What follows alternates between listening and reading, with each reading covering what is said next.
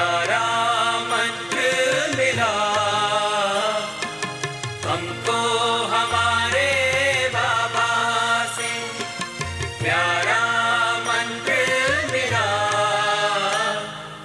सोचो भला करो भला, सोचो भला करो भला।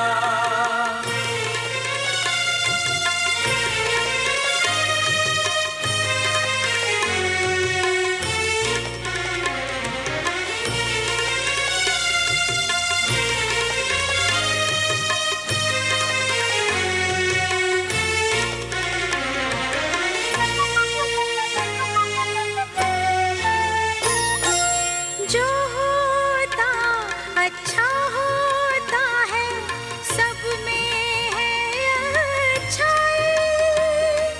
सुंदरतम ये खेल बना है, ध्यान से खेलो भाई।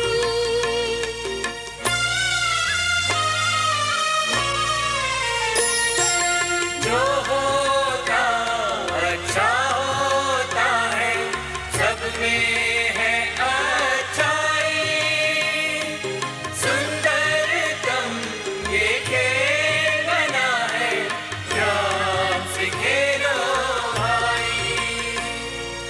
दोष न देना किसको प्यारे, हुआ भले का भला।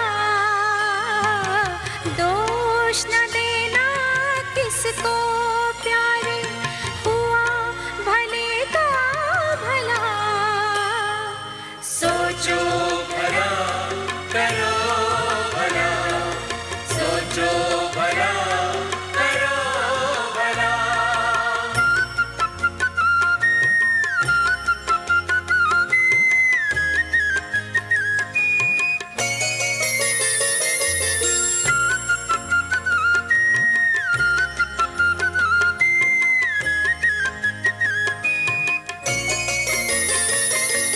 सारा जग परिवार है अपना, कोई नहीं है पराया। जैसी नजर से देखा हमने, वैसा इसको पाया।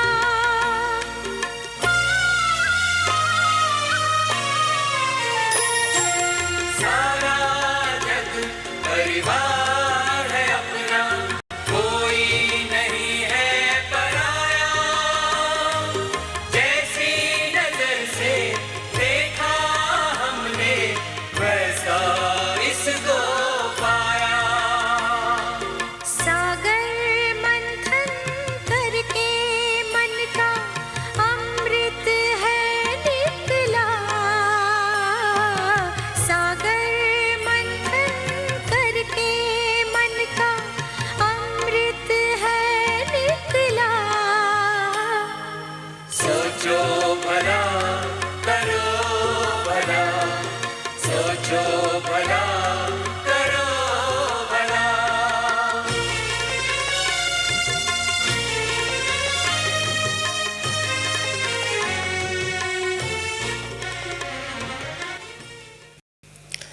ओम शांति।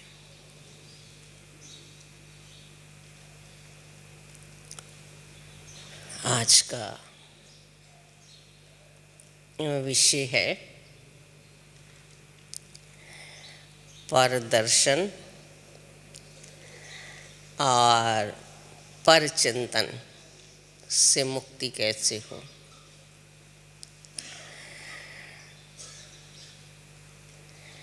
मैंने जब ये विषय सुना तो विचार चला कि इसका अनुभव तो सब कर ही रहे होंगे, कर रहे हैं ना। मधुबन में आके किसी का परदर्शन या परचिंतन चला है? अगर चला हो तो हाथ खड़ा करो। कोई नहीं हाथ खड़ा कर रहा। क्यों? दो का चला है। क्यों नहीं चला अधिकतर सबका? ये अपने आप में उत्तर है पर दर्शन और पर चिंतन से मुक्ति प्राप्त करने का। यहाँ आकर के क्यों हमारा पर दर्शन या पर चिंतन नहीं होता? कारण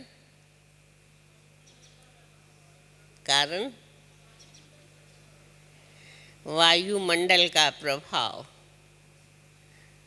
इसके अतिरिक्त भी किसी को आता है कोई उत्तर कि क्यों नहीं यहाँ आके पर चिंतन और प्रदर्शन होता? याद में रहते हैं। और बरोबर आप सब लोग ठीक बता रहे हैं, मधुबन में आकर के हम सारा दिन बिजी रहते हैं। किस में बिजी? तो वहाँ भी रहते हैं, शायद इससे अधिक रहते होंगे, परंतु यहाँ हम किस बात में बिजी रहते हैं? बाबा की याद में, स्वचिंतन में। सारा दिन सुबह से लेकर के हमारी दिनचर्या का अधिक समय स्वचिंतन में स्वाभाविक रूप से लग रहा है। क्लास पढ़ते रहते हैं, दादियों से मिलते रहते हैं, बाबा से मिलते हैं, तो वही चिंतन हमारा चलता है। जब हम बाह्य जगत में रहते हैं तो वहाँ पर हमारे चिंतन की जो दिशा है वह बदल जाती है। क्यों बदलती है? सबसे पहली बात, जितना ज्ञान का संपर्क हमें यहाँ मिलता है उतना वहाँ नहीं मिलता। जितना ज्ञानवान आत्माओं का संपर्क हमें यहाँ मिलता है उतना वहाँ नहीं मिलता। परंतु जितना हमें मिलता है, अगर उसका पूरा पूरा हम सदुपयोग करें तो हम वहाँ रह कर के भी मुक्त हो सकते हैं।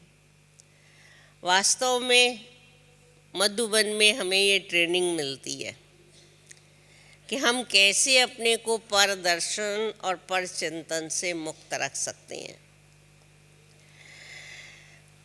मधुबन से प्राप्त की हुई इस ट्रेनिंग का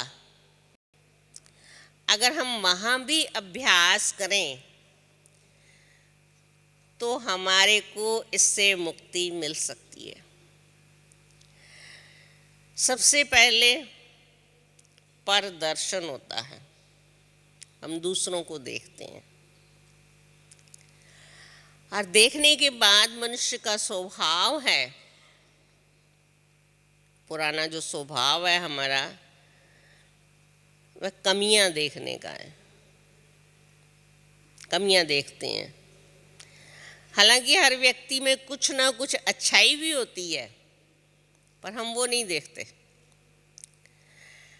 और जब हम कुछ ना कुछ कमियां देख लेते हैं तो उसका चिंतन चलना भी स्वाभाविक बात है, क्योंकि जो मनुष्य देखता है वो सोचता है, और जो सोचता है उस अनुसार फिर उसका व्यवहार बनता है। जब तक पर दर्शन और पर चिंतन से हमें मुक्ति नहीं मिलती तब तक हमारा व्यवहार भी शुद्ध नहीं होता। इसीलिए बाबा ने भी कल हमें समझाया कि हम सुनते भी हैं और हम सोचते भी हैं, बाकी कमी कहाँ बाबा ने बताई, अनुभवी स्वरूप बनने में है। अब अगर हम ये सोचें कि हम इसके अनुभवी कैसे बनेंगे, तो उससे पहले सबसे पहले हमें अपने सोचने की तरीके को बदलने का प्रयास करना चाहिए। हर व्यक्ति के सोचने का एक तरीका बना हुआ है। और वो वैसे ही सोचता है। जैसे आप देखेंगे कोई देह अभिमानी व्यक्ति है, जब वो किसी दूसरे को देखता है तो क्या देखता है?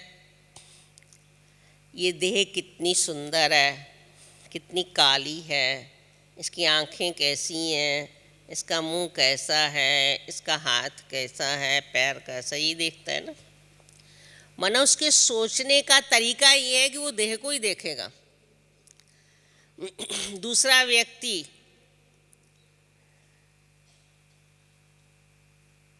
जो देह अभिमानी तो है, पर उसके साथ साथ वो चोर भी है। अब वो जब भी किसी को देखता है तो ये देखता है कि इसने कितना माल पहना हुआ है, ये कितना पैसे वाला हो सकता है, अगर इसके यहाँ चोरी करें तो क्या क्या मिल सकता है, ये सोचता है ना। अगर एक डॉक्टर देखता है तो देख करके हमारी शक्ल को समझ जाता है इनको फलां फलां रोग हो सकता है या होने की संभावना है। माना उसका जो सोचने का जो दृष्टिकोण है वो हर व्यक्ति का अपना अपना है। लौकिक जगत में आप देखेंगे उस ही दृष्टि से फिर वो हर चीज़ को देखता है। इसीलिए बाबा कहते हैं जैसी दृष्टि वैसी वृत्ति, जिसको दूसरे शब्दों में कहा गया है पर चिंतन पर दर्शन। अब हमारी दृष्टि देखती किसको है? देह को या देह से संबंधित हमारे गुण अवगुणों को, उन्हीं को ही देखती है ना। और फिर वही हमारा चिंतन चलता है। बाबा ने हम बच्चों के सोचने की दिशा को बदलने के लिए हमें एक नई बात दी है, स्वचिंतन। अगर हम स्वचिंतन में बिजी रहते हैं तो न तो पर दर्शन करने की हमारे पास समय होता है, और जो पर दर्शन नहीं करता वो पर चिंतन क्यों करेगा? उसका चिंतन चलेगा ही नहीं। स्वचिंतन अर्थात हम अपने बारे में सोचें। मैं आत्मा हूँ, ये बात तो बाबा ने हमें बता दी है, पर मैं आत्मा कैसी हूँ ये चिंतन हमें स्वयं करना है। प्रायः देखा जाता है स्वचिंतन के अभाव में हम बाबा के बच्चे बहुत सारी अपनी खूबियों को भी नहीं जानते और बहुत सारी अपनी कमियों को भी नहीं समझ पाते। यही कारण है हम सदैव दूसरे को देखते हैं और दूसरे के व्यवहार से प्रभावित होकर के व्यवहार करते हैं, जो अशुद्ध व्यवहार कहलाता है। मिसाल के तौर पर किसी ने मेरे साथ अच्छा व्यवहार किया, मैंने भी उसके साथ अच्छा किया। किसी ने मेरे साथ गलत किया, मैंने भी उसके साथ गलत किया। अब ये तो एक्शन का रिएक्शन है, पर मेरा वास्तविक व्यवहार क्या है?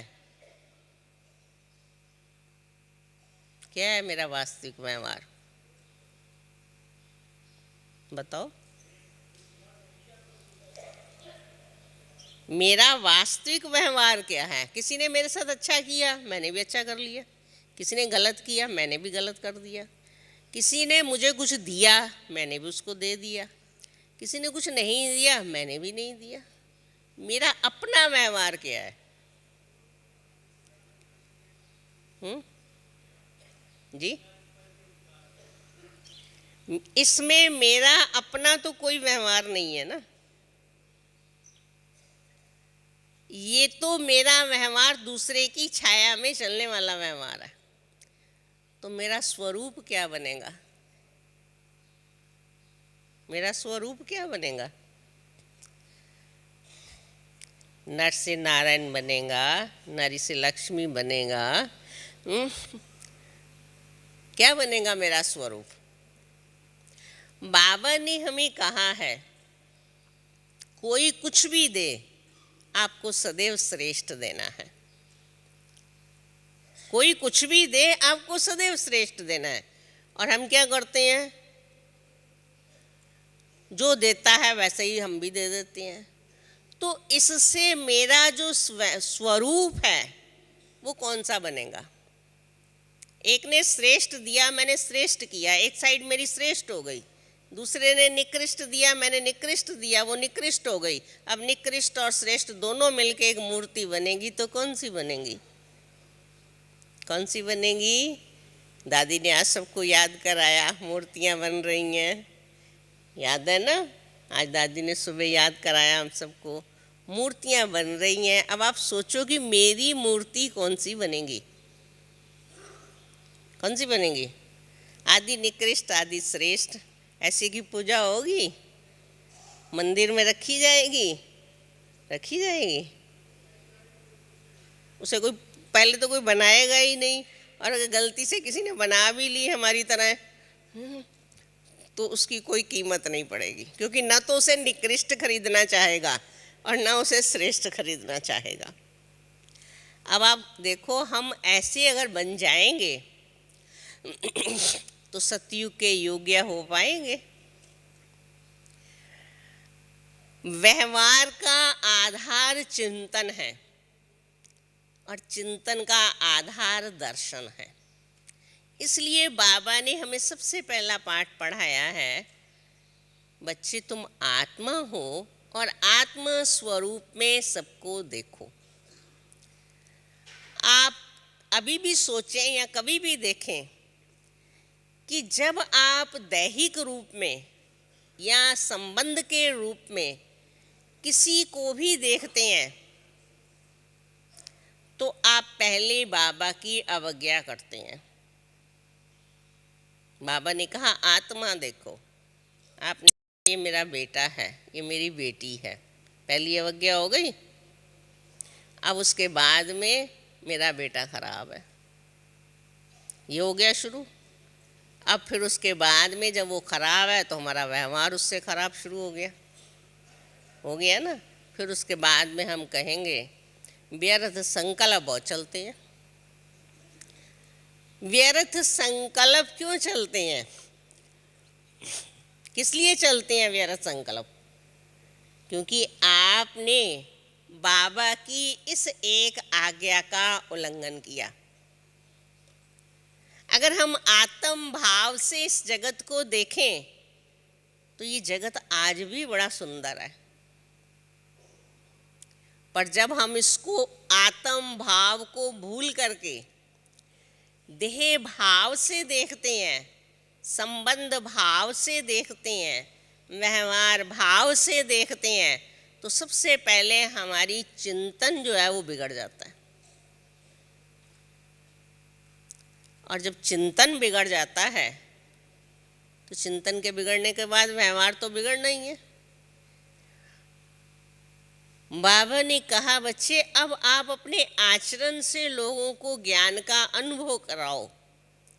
हमारे आचरण से लोगों को अनुभव तभी होगा, या कहें आचरण सुधरेगा ही तब जब पहले हमारा चिंतन सुधरेगा। हमारे चिंतन के लिए कौन सा मापदंड बाबा ने हमें दिया है सुधारने के लिए? बाबा ने हम बच्चों को हर विषय पर श्रीमत दी है। अगर मेरा मन, मेरा चिंतन उस अनुसार चलता है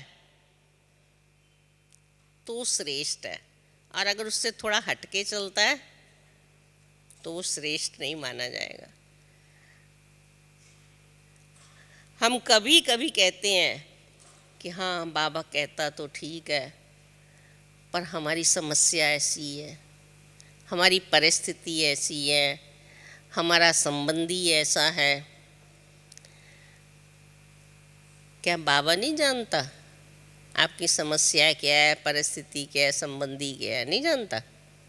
बिना जाने बाबा मुरली चला रहा है, बिना जाने मुरली चला रहा है। हाँ बोलो, जानता है ना। तो बाबा ने आपकी समस्या को भी जाना है, परिस्थिति को भी जाना है, आपके संबंधी को भी जाना है और आपको भी जाना है, और ये सब जान करके बाबा डायरेक्शन देता है। जान करके दे रहा है ना हमें डायरेक्शन, जानी जानन हार बाबा। फिर भी हम कहते हैं हाँ बाबा कहता तो ठीक है, क्योंकि ये बोलना अच्छा नहीं लगता कि बाबा ने ठीक नहीं कहा। बाबा कहता तो ठीक है, पर अब उसे पर लगा दिए आपने, उड़ जाएगा वो ज्ञान। पर लगा दिए ना, ज्ञान उड़ गया। अब उसके बाद क्या बचा? जो आपका चिंतन है वही आपके पास बचा, वही बचा ना। मान लो बाबा कहता है हमारे सामने कोई बहुत बड़े से बड़ी विकट परिस्थिति है, उसके लिए भी बाबा ने हमें क्या चिंतन दिया है? विकट से विकट परिस्थिति में के लिए भी बाबा ने कहा है बच्चे सदैव ये सोचो जो हो रहा है अच्छा हो रहा है। वो बात अलग है कि मुझे इसमें से अभी अच्छाई समझ में नहीं आ रही है, ये मेरी कमी है। आप कहेंगे किसी का कोई रिश्तेदार जो है नहीं वो चला गया, अब उसमें क्या अच्छाई है? मेरा एक सगे वाला था वो चला गया, स्वाभाविक बात है मेरा चिंतन बिगड़ेगा, चला गया। अब उसमें भी मैं ये सोचूं कि अच्छाई है। तो किसी ने मेरे से प्रश्न पूछा, मेरा पति जो है नहीं वो मर गया, अब उस समय पर मैं ये सोचूं कि इसमें भी कोई अच्छाई है। अब इसमें अच्छाई कौन सी है? सारा घर उजड़ गया, बच्चे अनाथ हो गए, मैं विधवा हो गई। अब मैंने कहा ये कितना सुंदर आपका चिंतन है, घर उजड़ गया, बच्चे अनाथ हो गए, मैं विधवा हो गई। पति के मरने के बाद तुमने ये चिंतन किया। और बाबा ने जो कहा बच्चे जो होता है अच्छा होता है, उसमें संशय आया कि अब इसमें क्या अच्छाई है। मैंने कहा जो आपका पहला चिंतन है वो भी ठीक है, क्योंकि घर का मुखिया जब चला जाए तो घर उजड़ने की अवस्था में आ जाता है। और ये भी ठीक है, बच्चों को भी जो है यानी बाप चला गया अनाथ अवस्था अनुभव होगी। ये भी ठीक है कि लोग तुम्हें भी विधवा कहेंगे। पर ये चिंतन कौन सा है? ये चिंतन है दुख देने वाला। जब जब आप सोचेंगे घर उजड़ गया तब तब आप दुखी होंगे। जब जब आप सोचेंगे अनाथ हो गए बच्चे, आप दुखी होंगे। जब जब आप सोचेंगी मैं विधवा हो गई, तब तब आप दुखी होंगी। और जब आप ये सोचेंगी कि जो भी कुछ हो रहा है इसमें भी कोई अच्छाई है, तो आप दुखी होंगी? होंगी? नहीं होंगी? पर कहाँ अच्छाई है क्या इसमें? अच्छाई इसमें है क्या? वो नहीं मुझे समझ में आई। मैंने कहा अच्छाई तो आपने खुद ही वर्णन कर दी कि ये सब होने के बावजूद भी जब जब आपका ये चिंतन चलेगा कि जो होता है जीवन में उसमें कुछ ना कुछ अच्छा ही है, और कुछ अच्छा हो या ना हो आप तो अच्छी रहेंगी, रहेंगी ना। और जब आप अच्छी रहेंगी तो आप अपने परिवार को भी समेट लेंगी, आप अपने बच्चों को भी समेट लेंगी, और आप अपने आप को भी समेट लेंगी। ये अच्छाई उसमें निकलेगी। और अगर आप वही चिंतन करती रहीं तो परिवार भी ज़रूर बिखरेगा, बच्चे भी ज़रूर अनाथ अवस्था का अनुभव करेंगे, और आप भी बैलेंस नहीं रह पाएंगी। मैंने कहा ये अच्छाई है इसमें। कहा इतना तो कभी सोच ही नहीं चलता। सोच उस समय यही चला, बाबा कहता है जो होता है अच्छा होता है, अब इसमें कौन सी अच्छाई होगी। उस समय पर भी ये सोच लेने में ये अच्छाई है, क्योंकि जो जाने वाली चीज़ है वो तो जा चुकी, उस पर हमारा अधिकार नहीं है। पर जो बचाया जा सकता है उसे तो बचाएं। जिसने शरीर त्याग करना था, समय पूरा हो गया था, पाठ पूरा हो गया था, उसने जाना था, उसको हम या आप कोई रोक नहीं सकता। परंतु जो जिंदा हैं उनको तो हम बचा सकते हैं ना। और उनको बचाने की विधि बाबा ने क्या बताई? तुम सोचो जो हो रहा है अच्छा हो रहा है। अच्छा सोचने का मतलब ये नहीं है कि उसके मरने में अच्छा ही ढूंढो, अच्छा बाबा के कहने का भाव ये है कि अगर आप अच्छा सोचते रहेंगे तो आप इतने बैलेंस्ड रहेंगे कि आप वो बिगड़ी हुई परिस्थिति को भी सुधार लेंगे। वो तो होना ही था और हो चुका है, उसे हम नहीं बचा सकते, पर जो बचाया जा सकता है उसे तो हम बचाएं। परिस्थिति को सुधारने वाला व्यक्ति है, परिस्थिति जड़ है, व्यक्ति चैतन्य है। अगर व्यक्ति जड़ के प्रभाव में आ जाएगा तो उसकी चैतन्यता भी काम नहीं कर पाएगी। इसीलिए आप देखेंगे कभी कभी व्यक्ति जब परिस्थिति के अधिक वशीभूत हो जाता है तो कहता है मेरा दिमाग काम नहीं कर रहा। कहता है ना, क्यों नहीं भाई तेरा दिमाग काम कर रहा? हमेशा तो वो बहुत अच्छा काम करता है। तुम चैतन्य आत्मा हो, क्यों ऐसा आप सोच रहे हो? क्योंकि उस परिस्थिति ने आप चैतन्य को इतना प्रभावित कर लिया कि आपका मन चैतन्य होते हुए भी सोचने में समर्थ नहीं रहा।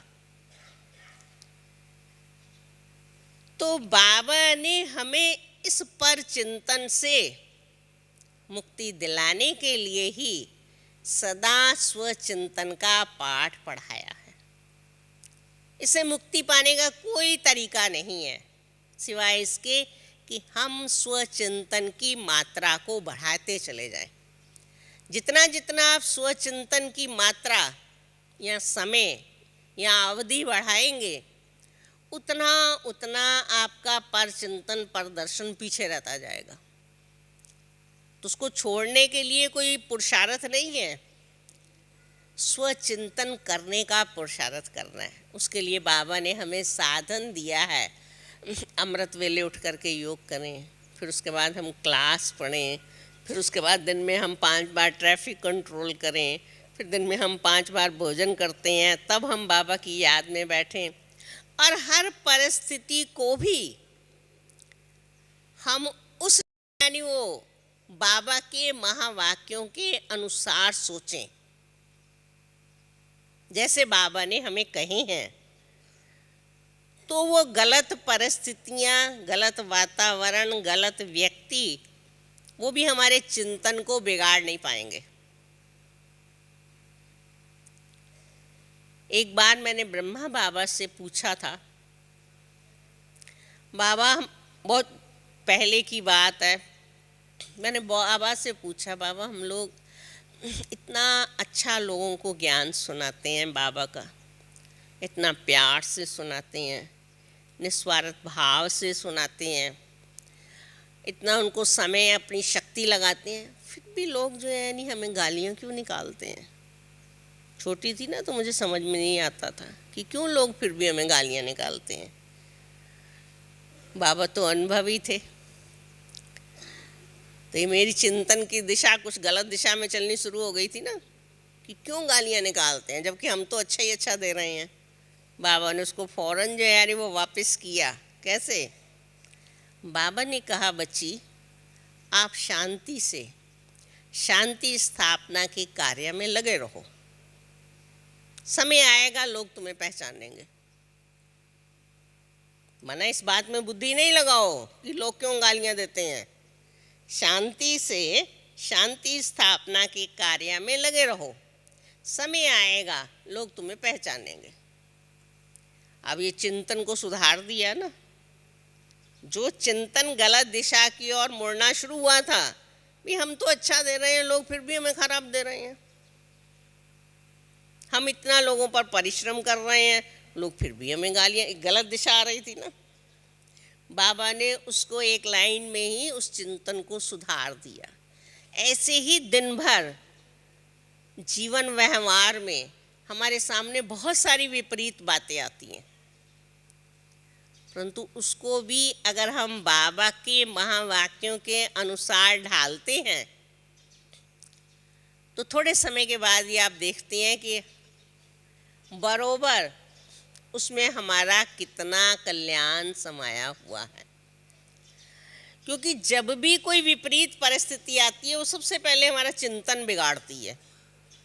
सबसे पहला काम यही होता है कि हमारा चिंतन बिगड़ता है। इसलिए बाबा ने कहा कि जब भी जीवन में कुछ विपरीत मिले, सबसे पहले ये सोचो इसमें भी कोई भलाई है। दूसरा, ये आई है, विपरीत परिस्थिति आई है ना, आई है, जो आता है वो जाता भी जरूर है, नियम है ना दुनिया का। ये विपरीत हमारे जीवन में आया है, निश्चय ही जाएगा। तीसरी बात सोचो कि विपरीत परिस्थितियां ही व्यक्ति को जीवन में कुछ सिखाती हैं। जिसको सब अनुकूल ही अनुकूल जीवन में मिलता रहता है, वो बहुत कमजोर होता है। और जिंदगी में टूटता भी वही है जिसको जीवन में सदा अनुकूल मिलता है। आप लोगों ने कभी जीवन में अनुभव भी किया होगा, जो लोग बहुत सुखों में पलते हैं, कभी जीवन में विपरीत परिस्थितियां देखी नहीं होती हैं, वो इतने कमजोर होते हैं कि छोटी सी परिस्थिति आने पे भी टूट जाते हैं, मेंटली डिसबैलेंस हो जाते हैं, रोगी हो जाते हैं। और जिस व्यक्ति ने जीवन में विपरीत परिस्थितियों से लड़ा हुआ होता है, वो इतना मजबूत होता है कि कुछ और भी आ जाए तो कहता है कोई बात नहीं, ये भी चली जाएगी। क्यों? क्योंकि वो इतना शक्तिशाली होता है। तो विपरीत से कभी घबराना नहीं चाहिए। विपरीत व्यक्ति को कुछ ना कुछ दे के जाती है। अगर आप ये सोचेंगे कि इस विपरीत से भी मुझे कुछ मिलने वाला है, तो उस विपरीत से भी आपकी प्रीत हो जाएगी। और जब प्रीत हो जाएगी, फिर आपका चिंतन नहीं बिगड़ेगा। आप उसमें से ढूंढने लगेंगे कि क्या मुझे मिलने वाला है, तो आपका चिंतन बिगड़ेगा? नहीं बिगड़ेगा कभी भी। तो बाबा के महावाक्यों के अनुसार हम अपनी सोच को बनाएं। अब वास्तव में देखा जाए, अगर बाबा हमें जो कुछ भी दे रहे हैं पालना, चाहे वो वाणी के द्वारा, चाहे वो योग के द्वारा, चाहे अपने कर्मों के द्वारा, बाबा की जो भी पालना हमें मिल रही है, अगर उसे एक शब्द में कहें तो यही है कि हमारे सोचने के तरीके को बदल रही है। बस और तो कुछ नहीं हो रहा ना। कुछ कर रहा है बाबा? कर रहा है। हमारा सोचने का तरीका जो था, पहले दिन से ही बाबा बदलना शुरू करता है। तुम शरीर नहीं हो, तुम आत्मा हो। सोचने का तरीका बदला ना, शरीर भी यही रहा और आत्मा भी यही रही, जो इसके अंदर है वही रही ना। दूसरा पाठ पढ़ाया, ये तुम्हारे शरीर का पिता है, असली पिता तो तुम्हारा मैं हूँ, परम पिता हूँ। ये हमारे सोचने की दिशा बदली ना बाबा ने। फिर बाबा ने हमें ये पाठ पढ़ाया, बच्चे तुम जो ये चोला पहने हुए हो, ये कर्म क्षेत्र पर कर्म करने के लिए पहना है। कर्म पूरा होने के बाद इसे उतार के मेरे पास आना है। ये दिशा बदली ना। ये घर तुम्हारा नहीं है, तुम्हारा घर तो वो है। पहले दिन से लेके जब भी कोई बाबा का बच्चा बाबा के घर पांव रखता है, ये प्रयास होता है कि उसकी सोचने की दिशा बदली जाए। यही तो ज्ञान है। इसके अलावा कुछ ज्ञान है? इसके अलावा कुछ ज्ञान है? कुछ ज्ञान नहीं है। जितना भी ज्ञान है वो हमारे सोचने की दिशा को बदलने के लिए है। और जब वह बदल जाती है, तो फिर जो वर्तमान में हमारा सोचने का तरीका बना हुआ है, वो अपने आप खत्म हो जाता है। हम सोचें, हम व्यर्थ संकल्प ना करें, व्यर्थ संकल्प ना करें। अब ये भी तो व्यर्थ ही है। मैं व्यर्थ संकल्प ना करूं, मुझे व्यर्थ संकल्प ना चले, मुझे व्यर्थ संकल्प ना चले, ये क्या चल रहा है? क्या चल रहा है? ये समरथ संकल्प चल रहा है। ये भी तो व्यर्थ ही है। मेरे में मोह बहुत है, मेरे में मोह बहुत है, मेरे में मोह बहुत है। ये क्या चल रहा है? व्यर्थ चल रहा है ना। मुझे क्रोध बहुत आता है, मुझे क्रोध बहुत आता है। ये क्या चल रहा है? बाबा ने हमें सोच भी पॉजिटिव दी है, इसलिए हमारे पास तो कुछ व्यर्थ हो ही नहीं सकता अगर हमारा थॉट पैटर्न बिल्कुल बाबा जैसा बन जाए, जैसे बाबा कह रहे हैं। जब तक हमारा थॉट पैटर्न बाबा जैसा नहीं बनता तो बाकी का सब व्यर्थ ही है। बाबा ने हमें जो चेंज करने का तरीका बताया वो भी बड़ा पॉजिटिव बताया। मैं एक बार एक संत का किसी का लेक्चर सुन रही थी, वो भाषण कर रहे थे इस देह से मोह कैसे निकालें।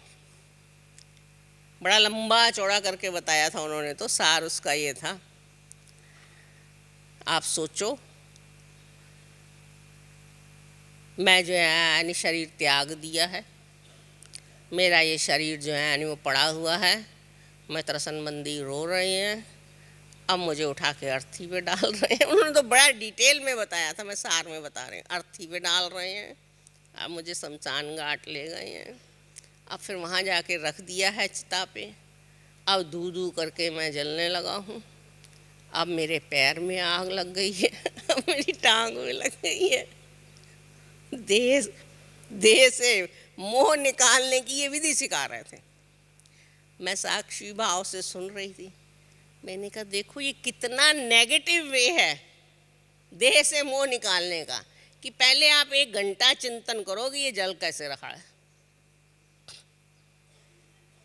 क्योंकि उन्होंने एक एक पार्ट अलग अलग करके बताया। अब पैर में आ गई आग, अब टांग में आ गई, अब हाथ में आ गई, अब आखिर, और एक एक पार्ट का करके अलग अलग समझा रहे थे।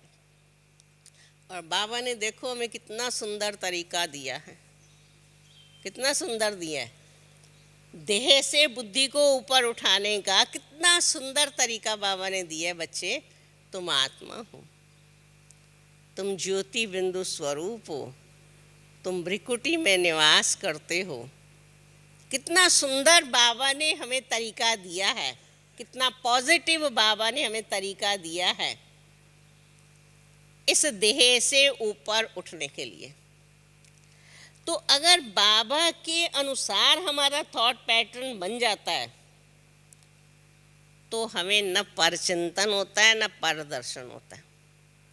तो हर बात में आप ये सोचें, कोई भी बात जब सामने आती है, मान लो कोई मुझे गालियाँ दे रहा है, अब बाबा ने क्या कहा है, जब कोई गालियाँ दे तब तो मन ही मन, मुख से गुस्सा नहीं करो, तो मन ही मन में जलो भुनो, ऐसा कहा है बाबा ने।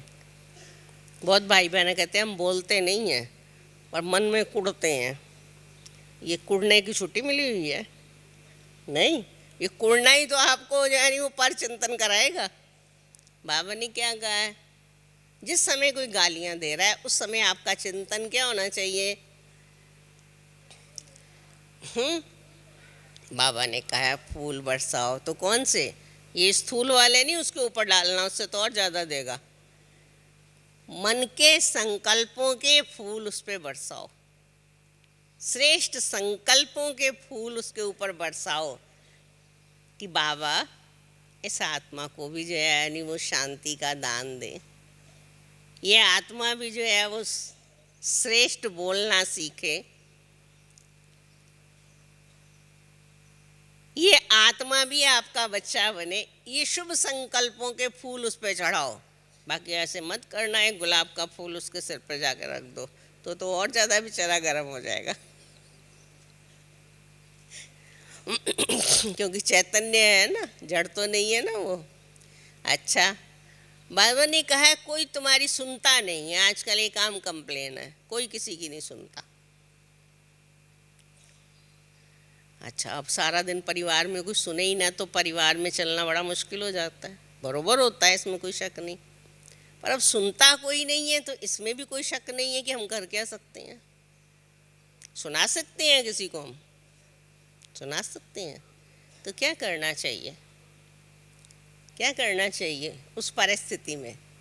बाबा ने क्या बताया? बाबा ने क्या बताया उस परिस्थिति के लिए? हम किसी को कुछ कहते हैं और वो सुनता नहीं है, एक बार कही, 2 बार कही, 3 बार, सुनता ही नहीं है, फिर वही करता है, फिर वही करता है। फिर हम गुस्सा करने लगते हैं। बाबा ने कहा है गुस्सा करो, फिर जब 3 बार प्यार से कहो, चौथी बार गुस्सा करो, ऐसा कहा है। अच्छा, अब छोड़ कैसे दें? छोड़ देंगे तो बात बिगड़ जाएगी, क्या करें? छोड़ा भी तो नहीं जा सकता ना, परिवार में हर बात छोड़ के भी तो काम नहीं चलता। बाबा ने क्या कहा है वो बताओ। बाबा खुद क्या करता है? अच्छा आप ये बताओ। बाबा हमें रोज कहता है, बच्चे तुम अपने को आत्मा समझ, मुझे याद करो। ये 70 सालों से कहता चला आ रहा है, कह रहा है ना। हम फिर भी करते नहीं हैं, सुनते नहीं है बाबा की, मानते नहीं है बाबा की। बाबा फिर क्या करता है? गुस्सा करता है या निराश हो जाता है कि ये सारे नालायक हैं, कोई सुधरने वाला नहीं है, हताश हो जाता है, क्या करता है? फिर हमें समझाता है, फिर समझाता है ना। 70 साल से बाबा ये बात हम बच्चों को समझा रहा है, अपने को आत्मा समझ और मुझ बाप को याद करो। कल भी रात ये समझाई है ना बाबा ने। ये बात 70 साल से बाबा हमें समझा रहा है। ऐसा नहीं है कि हम पुरुषार्थ नहीं कर रहे हैं, पर जो स्टैंडर्ड बाबा हमें दे रहा है उस तक हम अभी नहीं पहुंच पाए हैं। पर बाबा क्या करता है? बाबा कहता है कि 70 साल से तो मैं समझाता चला रहा हूँ, तुम सुनता ही नहीं हो, कहता है नहीं। 71वें साल फिर उसी प्यार से, कितना रात को प्रेम स्वरूप से समझा रहे थे, कितना प्रेम स्वरूप से समझा रहे थे। जैसे आज पहली बार ही बाबा हमें ये बात बता रहे हैं कि अपने को आत्मा समझो। तो जैसे बाबा हम बच्चों को समझाता है, ऐसे ही हम अपने आगे औरों को समझाएं। एक बार कोई नहीं सुनता, कोई बात नहीं, दूसरी बार कहा, और अगर मान लो फिर भी कोई नहीं सुनता तो कोई बात नहीं। वैसे भी जब कोई नहीं सुनता तो क्या करते हो? क्या करते हो बताओ? आखिर जो है नहीं, गुस्सा करके, पर चिंतन करके, व्यर्थ चिंतन करके, समय गंवा करके, आखिर भी क्या करते हो? चुप करके बैठते हो ना। तो ये सब करने के बाद जो चुप होते हो वो पहले ही हो जाओ, बस इतना सा फर्क है। बाबा के चिंतन में और हमारे चिंतन में इतना फर्क है कि हम पहले अपने चिंतन को बिगाड़ के फिर उसके बाद कहते हैं नहीं होगा, इसके भाग्य में, ड्रामा में पार्ट नहीं होगा, तकदीर में सुधरना नहीं होगा, ये सोच के अपने चिंतन को स्टॉप करते हैं, जो व्यर्थ चिंतन चल रहा होता है। तो इतना समय और इतनी शक्ति गंवा के फिर जो हम करते हैं, अगर उसी समय पहले हम बाबा के इस महावाक्य को याद करें और साक्षी भाव से हम अपने परिवार में, अपने नज़दीक में, अपने संबंध में, अपने व्यवहार में जहाँ भी हैं, जो बात गलत है उसके बारे में हम कहें ज़रूर, समझाएं भी ज़रूर, बताएं भी ज़रूर, पर उसका चिंतन करके अपने चिंतन को ना बिगाड़ें। और इसमें एक बात विशेष जो मैं कभी कभी अनुभव करती हूँ कि संसार में जितने भी प्राणी हैं, सब में कोई ना कोई गुण भी है, कोई ना कोई अवगुण भी है। हमारे चिंतन को बिगाड़ने वाला जो सबसे बड़ा कारण है, हम ये जानते हैं कि ये व्यक्ति हमेशा क्रोध नहीं करता, कभी मीठा भी बोलता है, पर हमारा व्यवहार उस व्यक्ति के साथ हमेशा ऐसा हो जाता है कि ये क्रोध करने वाला है। अरे भाई, कभी ये मीठा भी तो बोला था, उसे भी तो याद कर लो। ये हमेशा नुकसान पहुंचाने वाला है, कभी जिंदगी में उसने आपको फायदा भी पहुंचाया था, ये भी तो सोच लो। वो नहीं हम सोचने को तैयार। इसका मतलब हमारा चिंतन अभी विकृत है, इसका मतलब हमारा चिंतन शुद्ध नहीं हुआ है। उसमें तो दोनों ही हैं, अच्छाइयाँ भी हैं, बुराइयाँ भी हैं। उसने हमें अच्छा भी दिया है, उसने हमें बुरा भी दिया है। एक व्यक्ति जो जिंदगी भर हमें मान देता आया है, एक बार हमारा अपमान कर देता है, हम उबलने लगते हैं, इसने मेरा अपमान कर दिया, इसने मेरा अपमान कर दिया। ठीक है, किया है अपमान, इसमें कोई शक नहीं, और कम से कम ये भी तो सोचो कि जिंदगी भर मेरे मान भी तो देता आया है। अगर किसी स्वभाववश, किसी परिस्थितिवश, किसी जो यानी वो कारणवश इसने आज मेरा अपमान कर दिया तो कौन सी बड़ी बात है? आखिर तो ये भी तो इंसान ही है। पर हमारा व्यवहार उसके साथ सदा काल के लिए बिगड़ेगा, और हम सदा उससे यही व्यवहार करेंगे, ये अपमान करने वाला है, ये अपमान करने वाला है। जो उसने 50 दिन पहले मान दिया था वो उसे एक दिन के अपमान में ख़त्म हो जाएगा। क्यों? क्या बात है? क्या बात है? 50 दिन वाला आप भूल गए और एक दिन वाला आपने पक्का कर लिया। ये हमारे चिंतन की विकृति है, ये हमारे चिंतन की विकृति है। उसमें तो जो है सो है, पर ये मेरे चिंतन की विकृति है कि मैंने एक दिन वाला जो है गलत वो तो पक्का पकड़ लिया है, और जो 50 दिन वाला अच्छा था वो मैंने छोड़ दिया है। माना मैं गलत ही चीज़ें कलेक्ट करने वाला कलेक्टर हूँ, गलत चीज़ें इकट्ठी करने वाला कलेक्टर हूँ ना मैं। जो उसने 50 दिन अच्छा दिया वो तो आपने कलेक्ट किया ही नहीं, और एक दिन वाला पकड़ के अब आपका व्यवहार उसके साथ आजीवन खराब हो जाएगा। और आप क्या सोचेंगे कि पहला जैसे व्यवहार करता था वो अब नहीं रहा, पर आपको ये ध्यान में नहीं आएगा कि मैं पहले वाली नहीं रही। मेरा जो चिंतन है वो बिगड़ गया कि ये मेरा अब अपमान करता है। अगर फिर भी अगर मेरा चिंतन सुधरा रहे कि कोई बात नहीं, पता नहीं किस आवेश में, किस भाव में किसी ने इसको कुछ कह दिया, क्या कर दिया, बेचारे ने अपमान कर लिया, कोई बात नहीं, ये सारी ज़िंदगी मुझे मान भी तो देता रहा है, तो आपका चिंतन नहीं बिगड़ेगा। ये अशुद्ध चिंतन, ये शुद्ध चिंतन। और जब ऐसा शुद्ध चिंतन करने का आपको अभ्यास हो जाएगा तो कैसे भी वायुमंडल में आप रहें, आपका न पर चिंतन चलेगा न पर दर्शन होगा। मधुबन के वायुमंडल में आकर के हमारा चिंतन अच्छा हो जाए, ये कोई बड़ी बात नहीं है, ये कोई बड़ी बात नहीं है। मैं ऐसा कहती हूँ, शायद आप लोगों में से कोई कहते हो बड़ी बात है। ये तो यहाँ के वायुमंडल का प्रभाव है कि उसने हमारा चिंतन अच्छा किया हुआ है। परंतु गलत वायुमंडल में रहकर के भी हमारा चिंतन अच्छा रहे, तभी तो हम उसे अच्छा बनाएंगे ना। बाबा ने हमें विश्व सेवाधारी बनाया है, सबकी सेवा करनी है। क्या सेवा करनी है? उनको भी बदलना है ना। अब हम बदलेंगे तो तभी जब पहले उसमें जाएंगे। तो हमें ऐसा अभ्यास करना है कि हम किस भी वायुमंडल में रहें, अगर हमारा चिंतन शीतल है तो हमें कोई असर नहीं करता। जो खुद गंगा बन जाए, उसमें कोई अंगारा भी डाल दे तो अंगारा ही शांत होगा, गंगा तो गर्म नहीं होगी। या गंगा भी गर्म हो जाएगी? बोलो। गंगा में कोई अंगारा डाल दे जलता हुआ, शीतल कौन होगा? अंगारा होगा ना, गंगा तो नहीं गर्म होगी।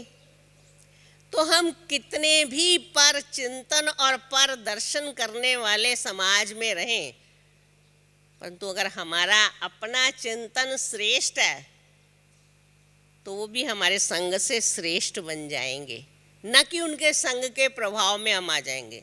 अगर उनके संग के प्रभाव में हम आते हैं तो इसका मतलब है हम कमज़ोर हैं, वो अधिक शक्तिशाली हैं, वो हमें प्रभावित कर लेते हैं। पर बाबा ने क्या कहा है? तुम सर्वशक्तिवान बाबा के बच्चे, मास्टर सर्वशक्तिवान हो। इसलिए हमें किसी के प्रभाव में नहीं आना है। हमें जो चिंतन बाबा ने दिया है उस चिंतन में मगन रहना है, तो फिर कोई भी प्रकार का पर चिंतन हमारे पास आ ही नहीं सकता है। सहज भाव से ही हम मुक्त हैं। ओम शांति।